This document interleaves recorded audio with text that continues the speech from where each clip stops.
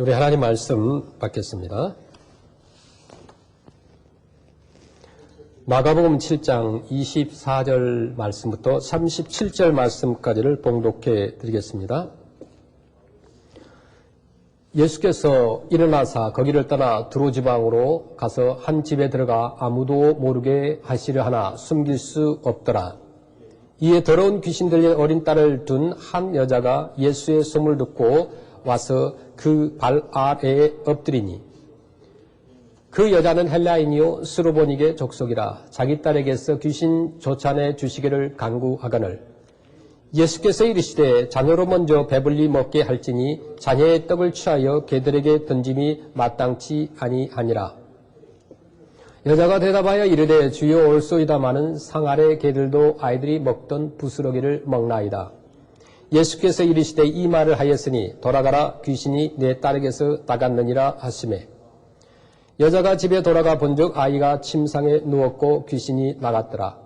예수께서 다시 두로 지방에서 나와 시돈을 지나고 데가볼리 지방을 통과하여 갈릴리 호수에 이르시매 사람들이 귀먹고 말 더듬는 자를 데리고 예수께 나와 안수하여 주시기를 간구하거늘 예수께서 그 사람을 따로 데리고 무리를 떠나사 손가락을 그의 양 귀에 놓고 침을 뱉어 그의 혀에 손을 대시며 하늘을 우러러 탄식하시며 그에게 이르시되 에바다 하시니 이는 열리라는 뜻이라. 그의 귀가 열리고 혀가 맺힌 것이 곧 풀려 말이 분명하여졌더라. 예수께서 그들에게 경고하사 아무에게도 이르지 말라 하시되 경고하실수록 그들이 더욱 널리 전파하니 사람들이 심히 놀라 이르되 그가 모든 것을 잘하였도다. 못 듣는 사람도 듣게 하고 말 못하는 사람도 말하게 한다 하니라. 아멘. 네, 하나님의 은혜와 평강이 여러분들 위에 함께 하시기를 축원합니다. 신앙생활의 유형은 크게 두 가지로 나눕니다. 하나는 사람들에게 보이려고 하는 신앙이 있고요. 또 하나는 하나님께 보이려는 신앙이 있습니다. 사람들에게 보이는 신앙은 자기 중심적인 신앙이고 또 하나님께 보이려고 하는 신앙은 하나님 중심, 예수 중심의 신앙입니다.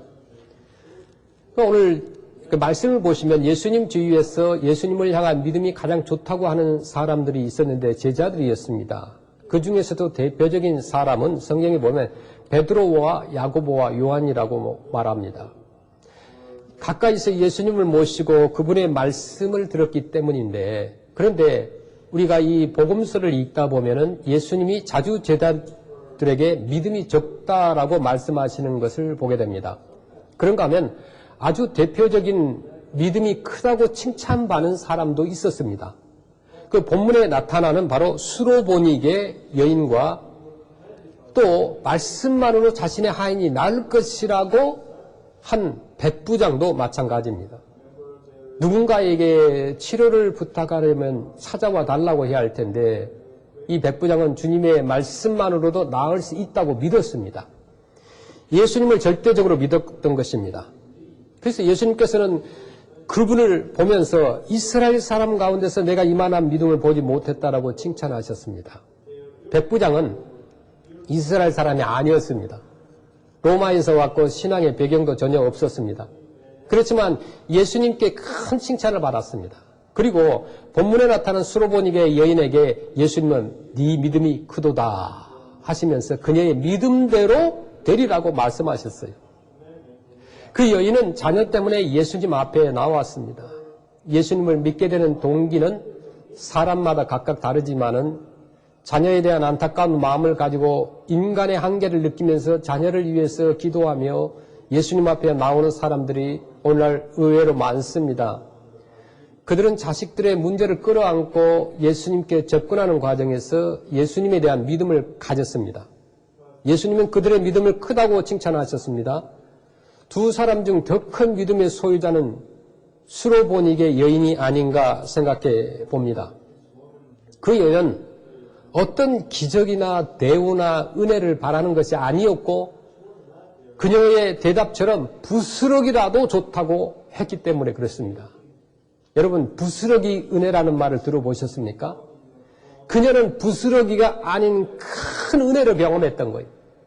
예수님은 이 여인의 믿음이 크다고 칭찬하셨습니다. 오늘날 우리를 둘러싸고 있는 답답한 이 현실 속에서 하나님께 구할 때 우리가 바로 이 여인에게서 배워야 할 점이 있습니다.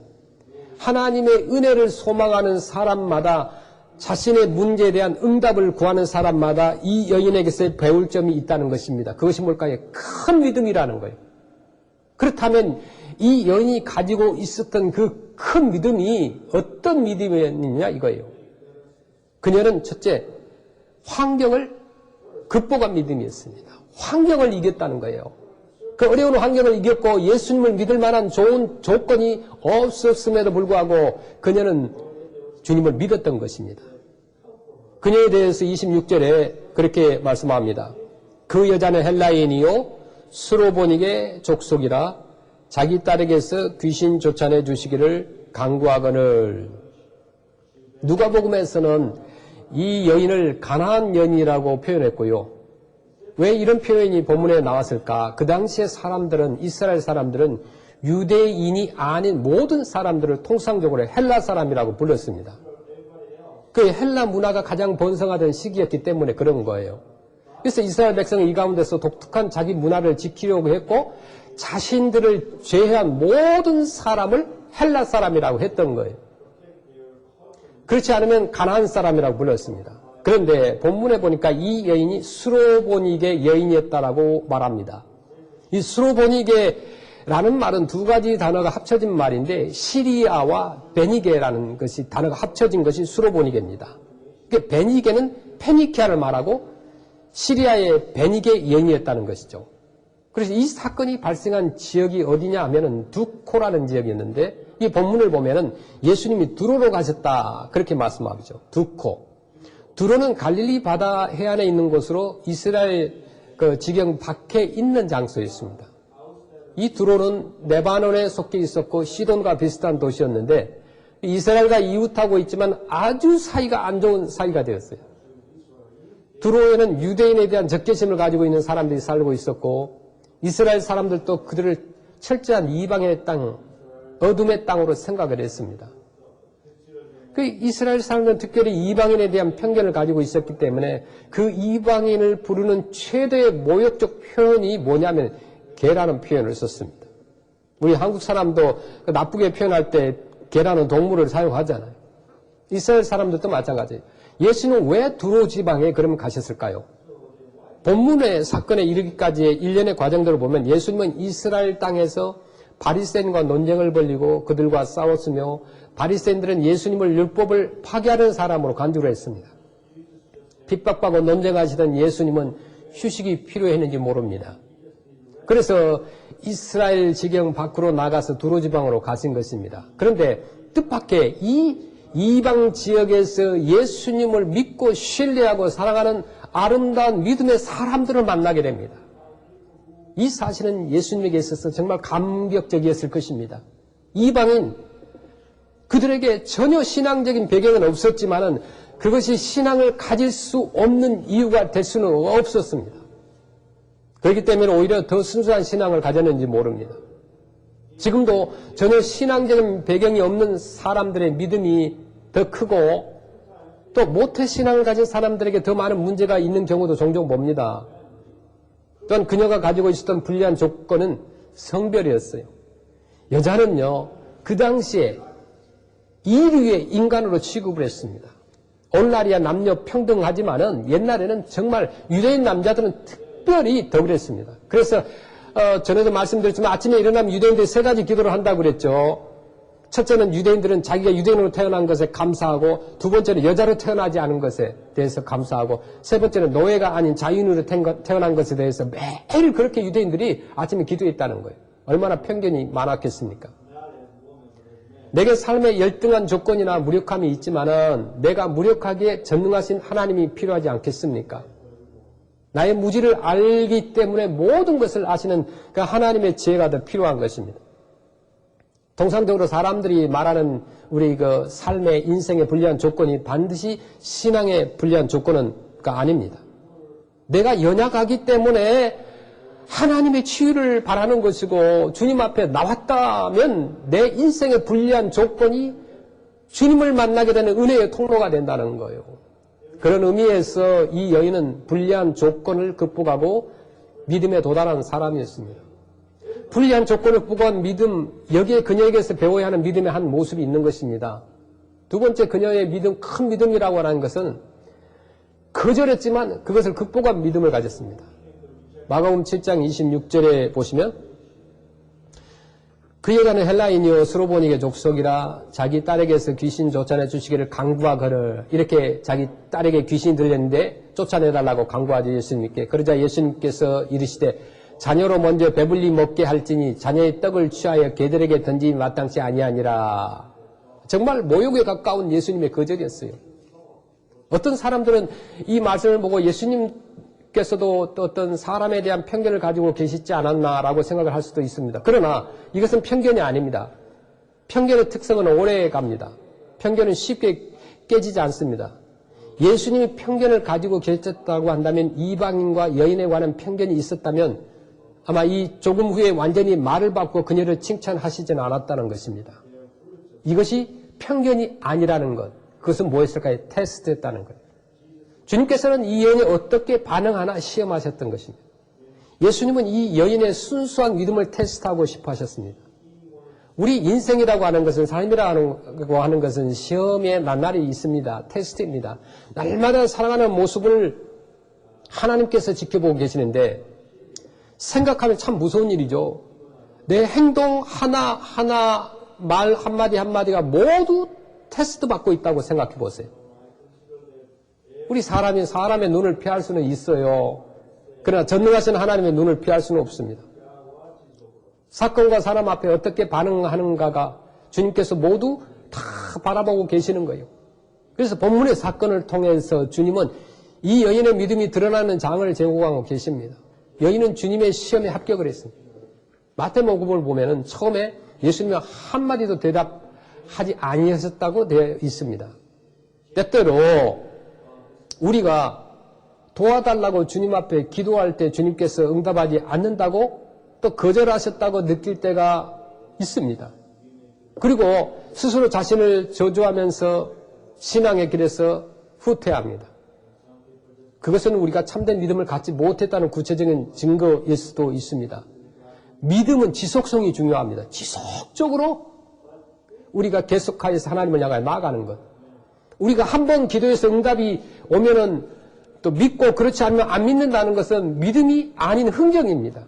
하나님, 내가 기도했는데 왜 안 들어주십니까? 들어주시면 이거 하겠습니다. 안 들어주시면 뭐 안 하겠습니다. 그런 흥정이 아니에요. 우리가 일회용 어떤 판매기처럼 기도의 응답을 기다린다고 한다면 그것이 우리 믿음의 수준입니다.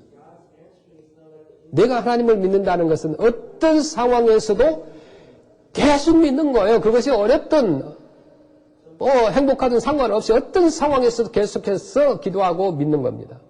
무엇이 최선인가를 아시는 하나님을 믿는다는 것은 하나님을 사랑하는 자, 곧 그 뜻대로 부르심을 입은 자에게는 모든 것이 합력하여 선을 이룬다는 것을 신뢰하는 것입니다. 이 전능하신 하나님을 믿는다고 한다면 지금 당장 어떤 응답이 없더라도 계속해서 믿는 거예요. 여기에 우리의 기도와 신앙에 대한 시험이 있습니다. 누가복음 18장에 보면은 그 불의한 재판관에게 강력하게 요청하는 과부의 이야기가 나옵니다. 누가복음 18장 1절에 예수께서 그들에게 항상 기도하고 낙심하지 말아야 할 것을 비유로 말씀하여, 그 본문은 그렇게 시작을 하죠. 항상 기도하고 낙망하지 말아야 된다라고 이렇게 본문을 시작하면서 어떤 과부가 재판관을 찾아온 그 억울한 일을 호소한 그 내용을 기록합니다. 그 재판관이라는 것은 불의한 사람들이 아주 나쁜 사람이었어요. 그러나 이 과부가 계속해서 도와달라고 호소하니까 계속되는 간청에 못 이겨서 그녀의 요구를 들어주었다는 거예요. 예수님께서는 그 말씀을 하시면서 불의한 재판관의 행동을 보라고 하셨습니다. 그러니까 기도하라는 거예요. 낙심하지 계속 기도하라는 거예요. 누가복음 18장 7절에 하물며 하나님께서 그 밤낮 부르짖는 택하신 자들의 원한을 풀어주지 아니하시겠느냐? 그들에게 오래 참으시겠느냐? 불의한 재판관도 들어주셨는데 우리 좋으신 하나님, 전능하신 하나님, 은혜로우신 하나님, 긍휼히 여기시는 하나님, 나와 함께 하시는 하나님, 영광의 하나님, 그 하나님께서 밤낮 부르짖는 자의 기도를 들어주시지 않을 리가 없다는 거예요.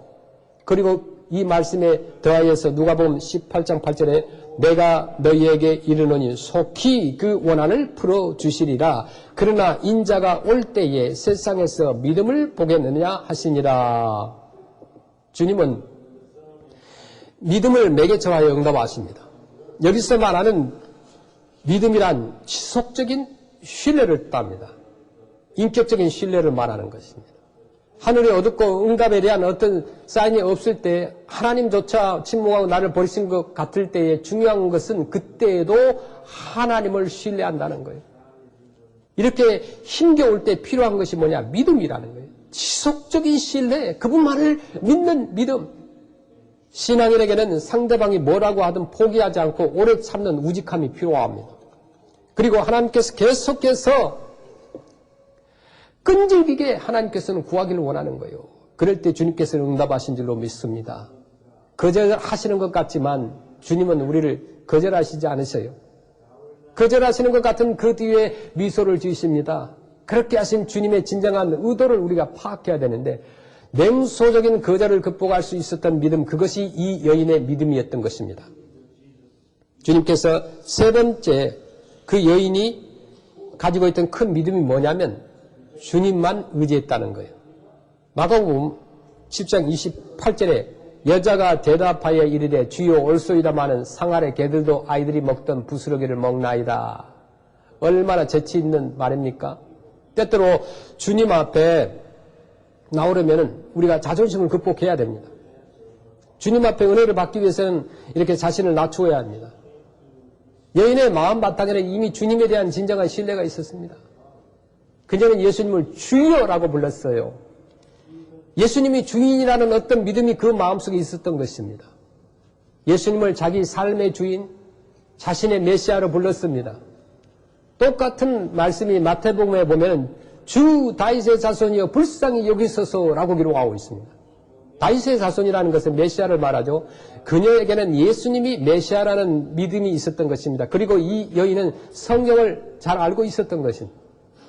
구약에 보면 이 메시아의 약속 가운데 그 구원이 이스라엘뿐 아니라 이방인에게도 있었습니다. 그래서 이 여인은 그것을 알고 있었어요. 그래서 그 말씀을 붙든 것입니다. 마태복음 7장 27절 말씀 보시면 예수께서 이르시되 자녀로 먼저 배불리 먹게 할지니 자녀의 떡을 취하여 개들에게 던짐이 마땅치 아니하니라. 27절 말씀이 표면상으로 보면 거절을 한 것처럼 보이지만 적어도 이 수로보닉의 여인에게는 그렇지 않았다는 것입니다. 은혜를 받으려면요, 말씀을 능동적으로 자세히 보아야 됩니다. 자녀로 먼저라는 말이 있죠, 여기에. 여기서 자녀라는 말은 이스라엘을 뜻합니다. 그러니까 예수님이 팔레스타인 땅에 오셨어요. 주님의 구원의 섭리는 먼저 이스라엘 땅에 복음을 전하고 그 후에 이방인에게 전해지는 것이었습니다. 자세히 주님의 말씀을 듣고 있던 이 여인은 이 말씀을 붙잡았을 것입니다. 그리고 자신의 차례를 기다렸습니다. 은혜 받는 사람들에게는 말씀을 붙드는 증거가 있습니다. 그들에게는 말씀에 대한 애정이 나타납니다. 말씀이 내게 얼마나 소중하게 느껴지는가와 나 사이의 거리는 하나님과 나 사이의 거리라는 거죠. 은혜를 받은 사람의 증거는 말씀이 나의 것으로 다가온다는 것입니다. 모든 진리의 말씀이 나를 붙들고 바꾸고 있다는 사실을 깨닫는 것입니다. 이 여인은 그 말씀을 붙들었습니다. 이스라엘에 먼저 역사를 나타내시지만 부스럭이라도 달라고 매달리는 심정으로 이방인인 자신에게 올 은혜를 기다렸을 때 주님은 부스러기가 아닌 놀라운 은혜를 축복을 허락하신 거예요. 그녀의 딸이 고침받았던 거예요. 가정의 평안을 얻게 된 거예요. 세상에 그 무엇과도 바꿀 수 없는 그 자녀가 낳은 거예요. 주님의 은혜 앞에 물러서지 않고 계속해서 신뢰하며 강구하는 자에게 주님의 은혜가 임할 줄로 믿습니다. 우리가 인생에서 경험을 할 수 있는 최대의 비극은 어떤 외부 세계와 완전히 단절된 채 폐쇄된 공간, 닫혀진 공간 안에서 혼자서 외로워하다가 외롭게 죽어가는 것이라고 할 수 있습니다. 그것이 비극이에요. 본문에서 보면 예수님은 그런 유형의 사람을 만나셨습니다. 이 사람은 장애인이었어요. 장애 중에서도 중증의 장애를 안고 있었던 사람입니다. 귀가 들리지 않았을 뿐만 아니라 말도 어눌한 언어를 잃어버려 말하는 것이 거의 불가능한 사람이었습니다. 그는 들을 수도 없고 말할 수 없는 고통 속에서도 살았어요. 생각해보세요. 들을 수 없는 것, 말할 수 없는 것만큼 고통이 어디 있어요? 의사소통이 불가능한 완전히 외부 세계와 단절된 상태에서 살고 있었던 것입니다. 그는 사람들에게 이끌려 예수님 앞에 나왔어요. 예수님은 말할 수 없는 연민과 궁일로 이 사람을 쳐다보시다가 유명한 말씀을 하십니다. 본문에 나와 있는 말씀은 아람어인데 에바다 그렇게 말씀하신 거예요. 이 말은 열려라는 뜻이에요. 에바다 열려라. 그러자 이 사람의 귀가 열렸습니다. 또 입술이 열렸습니다. 그는 듣기 시작했고 말하기 시작했습니다. 새로운 인생이 열린 것입니다. 이 극적인 기적의 상황을 본문은 이렇게 말씀합니다. 마가복음 7장 35절에 그의 귀가 열리고 혀가 맺힌 것이 곧 풀려 말이 분명하여졌더라. 그는 분명한 말을 하기 시작한 거예요. 새로운 인생이 시작된 거예요. 구약의 이사야서 6장에 보면 하나님이 선지자 이사야를 백성들에게 보내십니다. 누가 우리를 위하여 갈꼬? 라는 물음 앞에서 이사야 선지자는 그렇게 대답하죠. 주여 내가 여기 있나이다. 나를 보내소서. 그때 하나님은 백성들의 상태를 이렇게 말씀하셨습니다. 저들은 눈이 있어도 보지 못하고 귀가 있어서 듣지 못하고 하는 사람들이다. 내가 소원하는 것은 네가 가서 이 말씀을 선포할 때 일어나게 될 기대는 이것이니라. 나는 저들이 눈으로 보고 귀로 듣고 마음으로 깨달아 돌아와 고침받기를 원한다라는 거였어요. 육체적인 장애보다 훨씬 더 불행한 장애가 뭐냐면 정신적인 장애입니다. 영적인 장애라고 할 수 있습니다. 귀가 있어도 들을 수가 없습니다. 지금도 나에게 말씀하시는 하나님의 거룩한 말씀을 듣지 못하는 사람들이 얼마나 많습니까? 보지 못하는 사람들도 있습니다. 이 세상은 하나님의 영광으로 꽉 차 있는데 그 하늘의 영광, 하나님의 영광을 보지 못하는 사람들이 이 땅에 너무너무 많다는 거예요. 그래서 우리가 가야 되고 보내야 되고 선교해야 되는 거예요. 그래서 외롭고 답답한 자기만의 세계 속에서 폐쇄된 채 살고 있는 사람들이 얼마나 많은지 몰라요. 그들이 들어야 할 음성은 하나님의 말씀이라는 거예요. 예수님의 말씀은 권능의 말씀입니다. 하나님이 이 말씀으로 천지를 창조하셨습니다. 세상을 창조하신 그분은 이 괴롭고 어두운 그리고 모든 질서가 뒤바뀐 세상 속에 오셔서 다시 한번 세상을 고치고자 하십니다.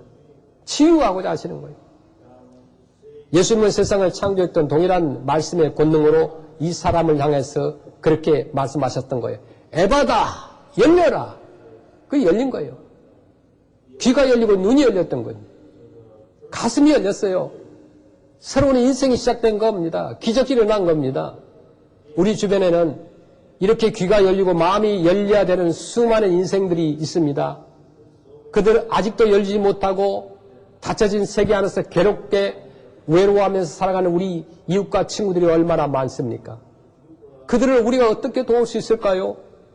닫혀진 인생의 벽, 내 인생의 작은 정말 그 삶에서 어떻게 탈출하여 새로운 삶, 부활의 인생을 살아갈 수 있을까요? 우리가 우리 이웃들에게, 다른 민족들에게, 또 이 지역의 아시안 사람들에게, 또 몽족들에게 새로운 삶을 열어주기 위해서 우리는 어떻게 그들에게 접근해야 되는가? 먼저 본문 말씀을 보면은 1대1 접촉을 하기를 원하는 거예요. person to person, house to house, door to door. 그게 필요해요. 그래서 본문 마가복음 7장 33절에 예수께서 그 사람을 따로 데리고 이렇게 말씀합니다. 무리를 떠나서 손가락을 그의 양귀에 넣고 침을 뱉어 그의 혀에 손을 대시며, 여기에 본문 말씀에 따로 데리고라는 말씀을 보셔야 됩니다. 예수님은 무리들 가운데서 이 많은 군중들 가운데서 그 사람을 분리해내셨어요. 따로 데리고 가셨습니다. 공개적인 접촉이 아니라 개인적인 접촉을 시도하신 것이죠. 듣지 못하고 말이 어눌한 고통스러운 상태인 이 사람을 공개적으로 다루었다면 그가 뭐 당황하지 않았겠습니까? 뭐 부끄러움도 있었을 것이고 마음이 다칠 수도 있었어요. 아마도 주님은 그의 처지를 배려해서 개인적으로 따로 데리고 가셨을 것입니다.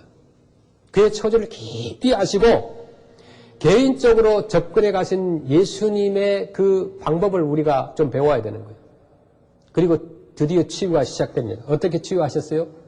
우리 주님께서는 아주 흥미로운 방법을 사용하셨는데 예수님은 사람들을 다루실 때에 사람들에게 접근할 때에 병자를 위해 기도하실 때 똑같은 방법을 막 같은 사람들에게 쓰지 않았어요. 늘 사람마다 다르게 그 사람의 처지에 맞는 방법으로 다가오셨는데 이 사람을 위해서 기도하실 때 주님은 어떻게 하셨습니까? 먼저 손가락을 양 귀에 넣으셨어요. 그냥 귀를 뚫는 것처럼 집어넣으셨어요. 그 다음에 침을 뱉어가지고 그의 혀에 손을 대셨어요.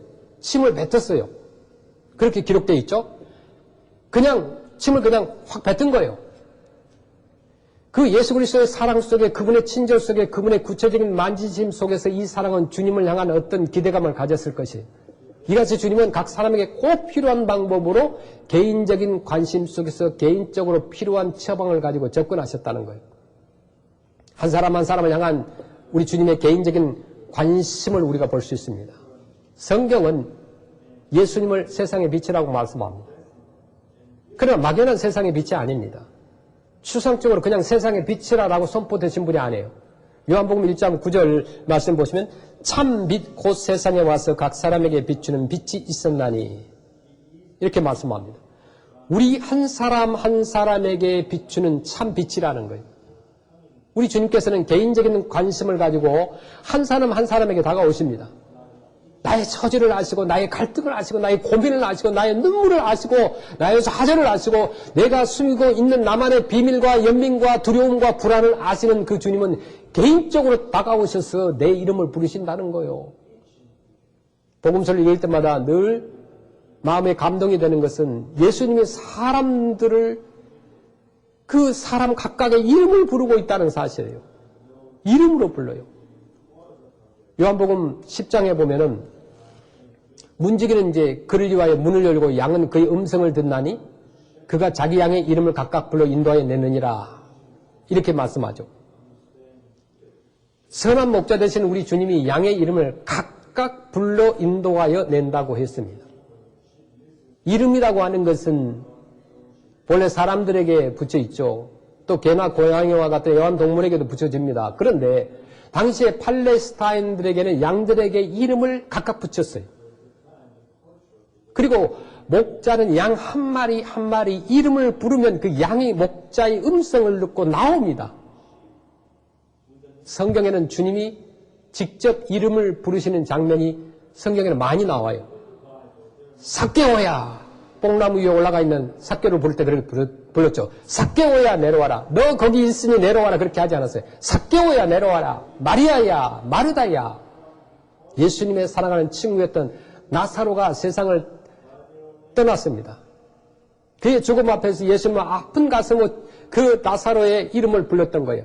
나사로야, 나사로야, 나오너라.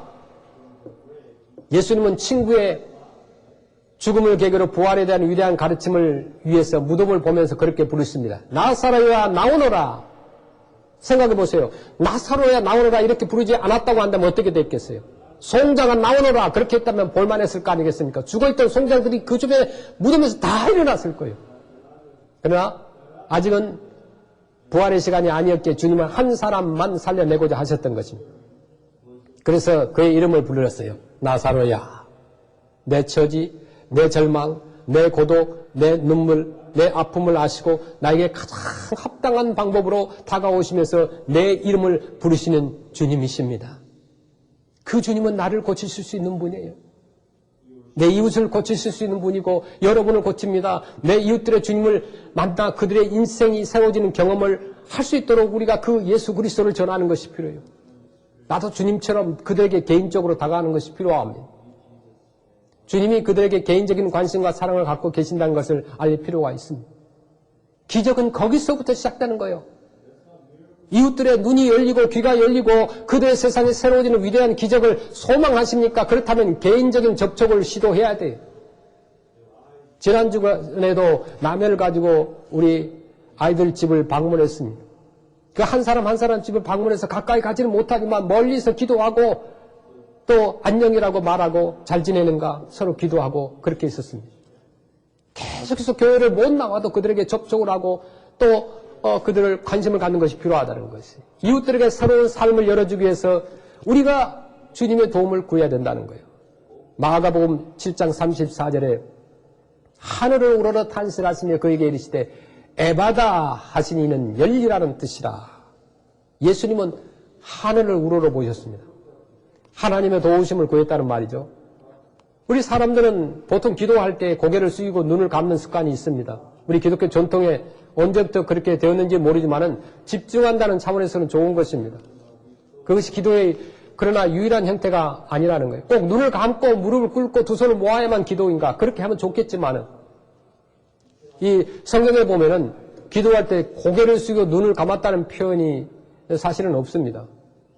저도 기도 방법이 그렇게 하나만으로 고정된 것은 유감이라고 생각을 하지만 또 그것이 또 가장 좋은 방법이기도 해요. 기도하다 보면 의뢰 고개를 숙이고 눈을 감습니다. 그래 눈을 감지 않고도 기도하는 것이 필요해요. 눈을 꼭 감아야만 기도하고 눈을 뜨면 기도가 안 된다 하면 기도할 때 눈을 감고 하는 것이 좋아요. 눈 뜨고도 기도할 수 있어요. 그러나 중요한 것은 항상 기도하는 것이 필요하죠. 눈을 뜨든 눈을 감든 항상 기도하는 것이 필요하다. 차를 운전하면서도 눈 뜨고 기도해야 돼요. 여러분 눈을 감고 하면 큰일 나죠. 기도의 자세 중에 성경에서 제일 많이 나오는 모습이 어떤 모습이냐면 하늘을 우러러 보고 기도했다는 거예요. 하늘을 우러러 이 말은 눈을 뜨고 하늘을 우러러 보고 기도했다는 거예요. 여러분 생각해 보세요. 이따금 하늘을 우러보면서 기도해 보시길 바랍니다. 얼마나 기도가 열려있고 실감 나겠습니까? 거친 것이 없죠. 하늘을 쳐다보면. 그를 고치기 전에 먼저 하나님의 도우심을 기도하셨던 것입니다. 하늘의 도움이 필요 없을 만큼 유일하신 분이 있다면 바로 예수님이십니다. 그런데 예수님은 하늘의 도우심을 구하였다는 거예요. 하나님 아버지의 도움을 구했다는 거예요. 그래서 복음서를 읽다 보면 예수님이 그런 고백을 자주 접하게 됩니다. 나는 아버지의 뜻을 떠나서는 스스로 아무것도 하지 아니한다. 주님은 늘 하나님의 도우심을 구하면서 자신의 사역을 수행하셨습니다. 우리 크리스찬들의 이 봉사 현장에서 일어날 수 있는 무섭고 또 야릇한 비극 가운데 하나는 뭐냐면 하나님의 도움 없이도 하나님의 일을 할 수 있다는 생각이에요. 하나님의 도우심을 구하지 않고 하나님의 일을 하고 있다는 현실, 이것은 정말 무서운 겁니다. 특별히 열심히 많은 사람들이 일을 하다 보면 하나님의 도우심과 상관없이 일할 때가 있어요. 하나님의 도우심 없이 선교하고 전도하고 봉사하고 하나님 없이 일하는 사람들이 얼마나 많은지 몰라요. 자신에게 능력이 있으니까 열정이 있으니까 일을 하는 것이다. 그렇게 생각하는 사람도 있어요. 그것은 자기만의 열정인 거예요. 이런 유형의 봉사는 종종 그 일의 결과가 하나님이 목표하셨던 것과는 상관없는 자신만의 성취일 가능성이 높다는 거예요.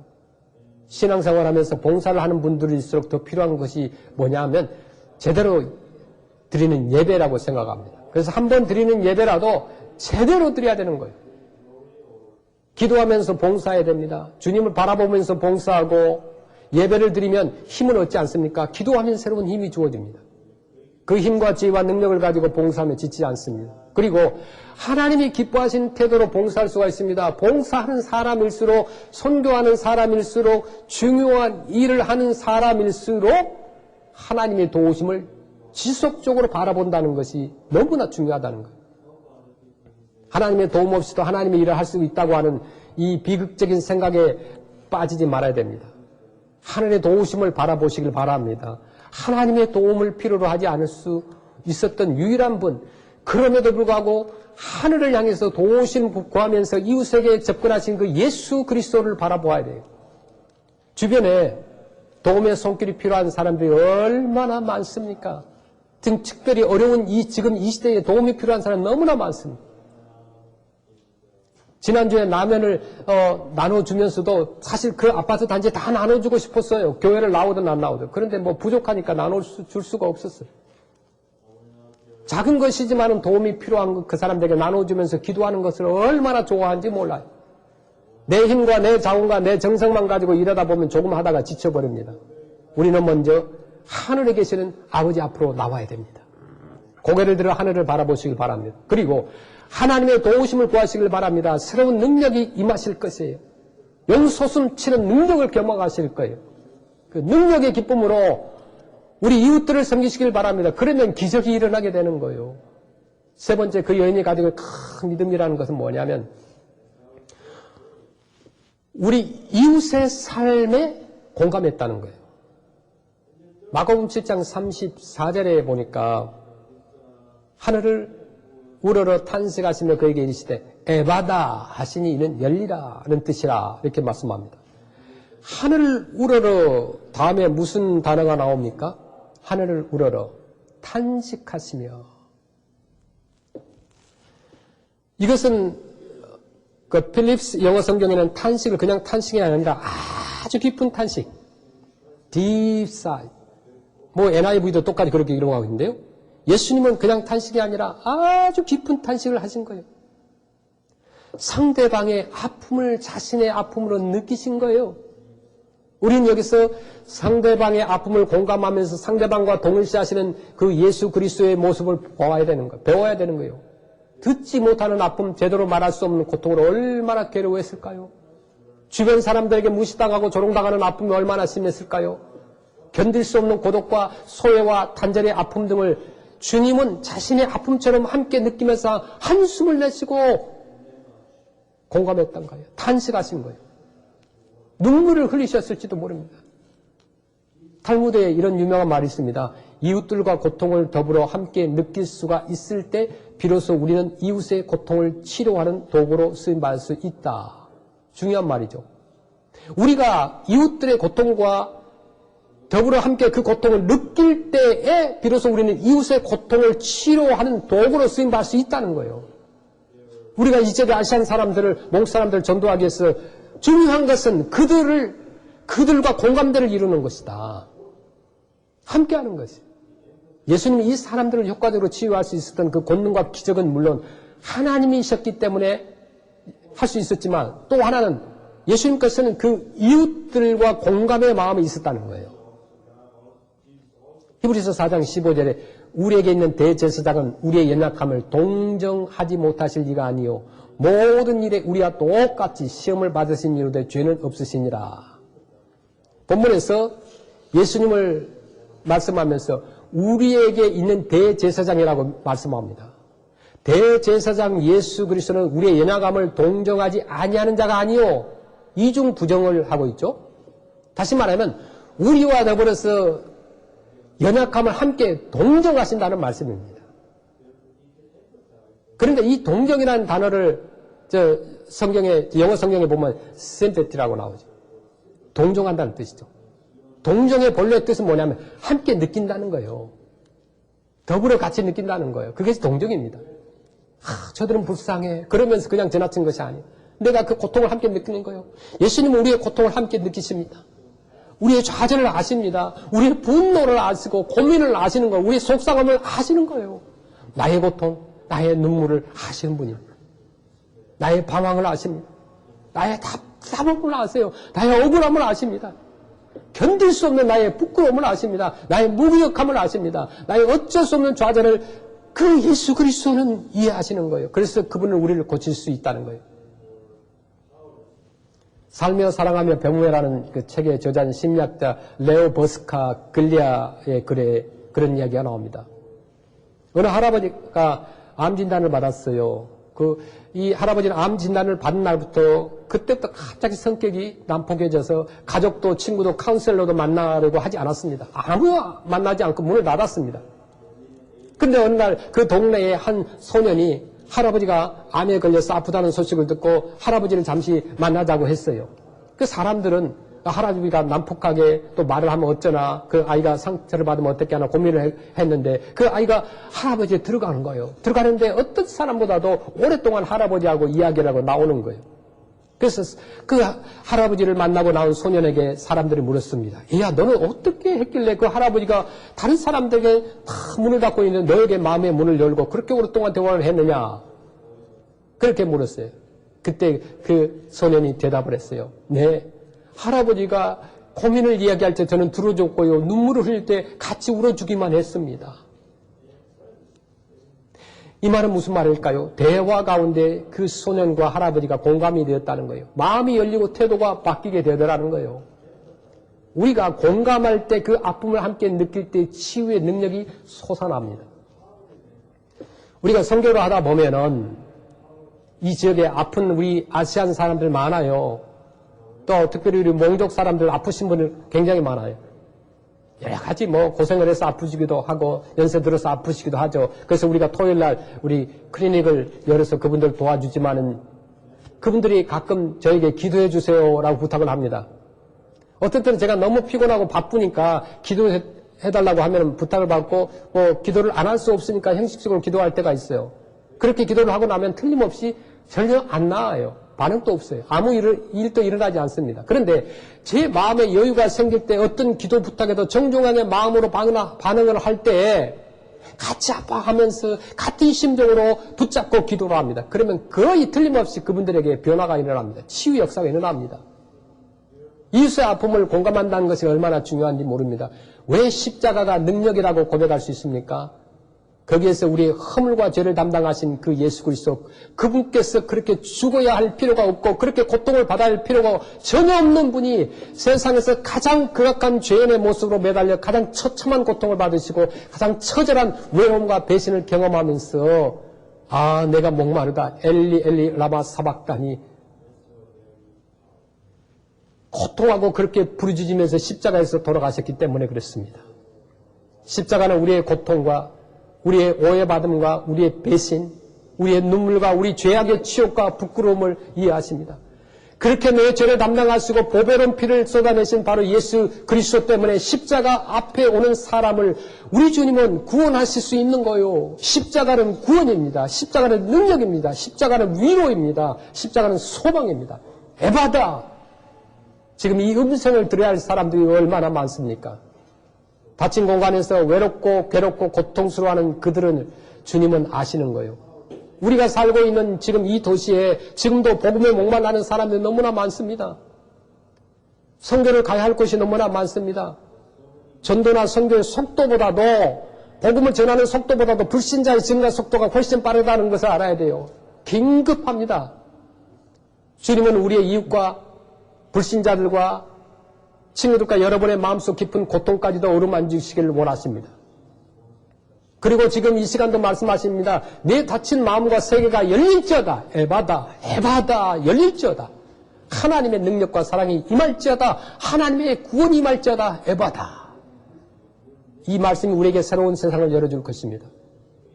성경에 나오는 이 사람 못지않게 외롭고 닫혀진 자기의 세상 안에서 듣지 못하고 말하지 못하고 마음대로 소리쳐 부르지 못하고 노래를 잃어버리고 가슴이 답답한 분들이 있습니까? 지금 다가오시는 주님의 모습을 보셔야 됩니다. 그분이 손을 내미십니다. 그분이 눈을 만지시고 손을 만지시고 마음을 만지시길 원하십니다. 깊은 고통의 상처들을 만지십니다. 그리고 그렇게 말씀하십니다. 에바다. 만약 그분의 손길을 받아들이기만 한다면 나는 치유될 거예요. 나는 변화될 것입니다. 내 이웃들의 세상도 열릴 것입니다. 우리의 직장도 비즈니스도 열릴 것입니다. 이 지역의 아시안 몽족들이 주님 앞으로 몰려온 그날이 열릴 것입니다. 이 모든 성도님들의 삶이 에바다라고 열리는 그 은혜와 축복을 누리시기를 간절히 주님의 이름으로 축원드립니다. 아멘.